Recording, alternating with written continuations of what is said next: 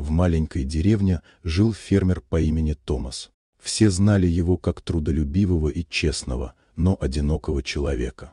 50 лет, а ни жены, ни детей. Соседи шутили, что он женат на земле, но Томас только улыбался.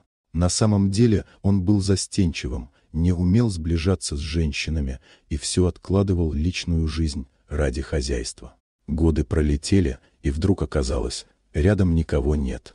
Осенью пошли затяжные дожди. Серое небо, пустой дом, одиночество давило особенно тяжело. Однажды вечером Томас чинил кормушку в сарае, когда услышал стук в калитку. Перед ним стояла женщина в мокром плаще. Бледная, уставшая, но с теплым взглядом.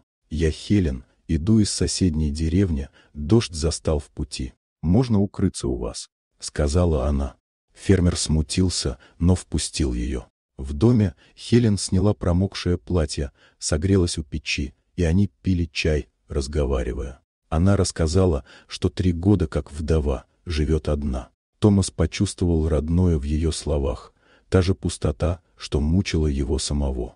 В ту ночь он долго не мог уснуть, слушая, как поскрипывает кровать в соседней комнате. Дороги размывало все сильнее, и Хелен осталась еще на день, потом на другой. Постепенно она стала помогать по хозяйству, готовила, наводила порядок. Дом оживал ее руками и голосом. Вечерами они сидели у печи и говорили о жизни. Томас понимал, он привязывается. Страх потери смешивался с радостью близости. Однажды он признался: «Я никогда не был женат, но рядом с вами впервые понял, что значит не быть одному». Хелен тихо ответила: «Я тоже думала, что моя жизнь уже закрыта, но с вами мне спокойно». Когда погода улучшилась, Хелен собралась уходить. «Вы вернетесь?» — спросил Томас. Она улыбнулась. «А вы хотите?» «Хочу.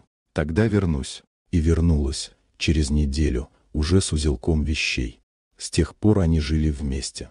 Не громко, не торопясь, но счастливо. В доме появился смех, запах пирогов и чувство тепла. Спустя время Томас решился: «Хелен, выйдите за меня». Она заплакала и кивнула. «Я думала, что любовь закончилась. Но, наверное, Господь дает второй шанс тем, кто умеет ждать». Так в 50 лет фермер, всю жизнь знавший только землю и труд, впервые обрел настоящую семью. А случайный дождь стал началом новой судьбы.